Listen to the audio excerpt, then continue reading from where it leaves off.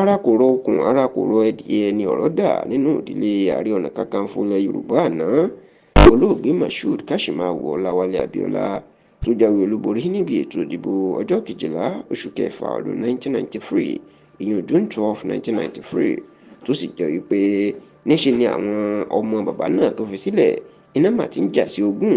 ìyẹn ọ̀kan pàtàkì lára ogún tó fi sílẹ̀ tó jẹ́ ogún epo rọ̀bì tí wọ́n pè ní Summit Oil. Ẹ rántí wípé ọdún 1998 ènìyàn Abíọ́lá ló kú sátìmọ́lé ṣùgbọ́n tó jẹ́ pé kó tó kú lára àwọn tó lówó jù ní Nàìjíríà àti ilẹ̀ adúláwọ̀ ọ̀kan pàtàkì ní Abíọ́lá tó jẹ́ pé òbítíbitì owó àtàwọn dúkìá inú fi sílẹ̀.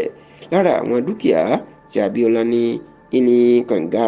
epo rọ̀bì tó mú òbítíbitì owó wọlé lọ́dọọdún ìyún Summit Oil tó sì jẹ́ pé àwọn ọmọ Abíọ́lá inú ń ṣàkóso ẹ̀. Ṣá o níṣe ni àwọn ọmọ Abíọ́lá wọ́n máa ń fi ẹ̀sùn kan olórí ẹbí wọn tó jẹ́ àkọ́bí Abíọ́lá ìyún Kọ́lá Abíọ́lá àti ẹnìkan tó jẹ́ àbúrò ẹ̀ tó ń pè Wúrọ̀ọlá Abíọ́lá pé àwọn méjèèjì nìkan ni wọ́n ń dá gbogbo owó àti èrè tó ń wá láti iléeṣẹ́ Summit Oil bàbá wọn ni wọ́n ń dá náà. Eléyìí ló máa jẹ́ káwọn ọmọ náà dìde tó bẹ̀rẹ̀ ìjà pẹ̀lú Kọ́lá ẹ̀gbọ́n wọn àti Wúrọ̀ọlá Abíọ́lá tó sì ti fẹ́ sọ ọ̀rọ̀ náà di tòfin àti tọlọ́pàá báyìí. Èyí tó bí wọn nínú ni bí wọ́n ṣe ní iléeṣẹ́ kan tí wọ́n ń pè ní Haliburton Energy Service Nigeria Limited wọ́n ṣe ló fẹ́ bá àwọn Kọ́lá Abíọ́lá àti Wúrọ̀ọlá Abíọ́lá dòwò pọ̀ láti jẹ́ ṣe àdéhùn àti okòwò kan pẹ̀lú iléeṣẹ́ Summit Oil. Èyí gan ló sì bí àwọn ọmọ Abíọ́lá nígbà tí wọ́n gbọ́ pé òbítíbitì bílíọ̀nù náírà ni ó jáde níbẹ̀ tó wá jẹ́ pé Kọ́lá àti Wúrọ̀ọlá nìkan náà fẹ́ dàgbò náà. Ilé ló jẹ́ ká pariwo síta. Àwọn Abíọ́lá mẹ́rin tó sì pariwo síta ní Ọlálékan MK Abíọ́lá, Hafsat Abíọ́lá Costello, Abdulmumini Abíọ́lá àti Kafila Abíọ́lá. Àwọn ni wọ́n pariwo síta ìpè kí Kọ́lá ẹ̀gbọ́n àwọn àti Wúrọ̀ọlá kó má jẹ àwọn máyè. Bẹ́ẹ̀ la gbọ́ pé wọ́n ti kọ lẹ́tà sí iléeṣẹ́ Haliburton Energy Service Nigeria Limited tó fẹ́ bá Kọ́lá àti Wúrọ̀ọlá dòwò pọ̀ lórí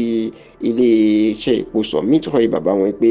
ká má ṣe dán wò nítorí pé àwọn ti mú ẹjọ́ lọ sọ́dọ̀ ọ̀gá ọlọ́pàá báyìí láti ṣèwádìí Kọ́lá Abíọ́lá ẹ̀gbọ́n àwọn àti Wúrọ̀ọlá Abíọ́lá tó sì ní bí wọ́n sì kìlọ̀ fún àwọn iléeṣẹ́ Haliburton Energy Service Nigeria Limited pé bí àwọn ọlọ́pàá wọ́n bá ṣèwádìí tí wọ́n rí pé Kọ́lá Abíọ́lá àti Wúrọ̀ọlá Abíọ́lá jẹ̀bi àti pé gbogbo owó àti tí wọ́n san láti bá iléeṣẹ́ bàbá àwọn ìyẹn Summit Oil dòwò pọ̀ ni yóò já sí pàbó. Ní báyìí ara òrókò ara òrò ẹdìẹ lọ̀rọ̀ dà nínú ẹbí àwọn MK Abíọ́lá ìyẹn Ààrẹ Ọ̀nà Kakanfò ilẹ̀ Yorùbá àná tó sì jẹ́ pé àwọn ọmọ mẹ́rin ìyẹn Lékan Abíọ́lá, Hafsat Abíọ́lá Costello, Abdulmumini Abíọ́lá, Kafila Abíọ́lá wọ́n ti gbé Kọ́lá Abíọ́lá àti Wúrọ̀ọlá Abíọ́lá lọ sí ilé ẹjọ́ àti síwájú ọ̀gá àgbà ọlọ́pàá lórílẹ̀‐èdè yìí.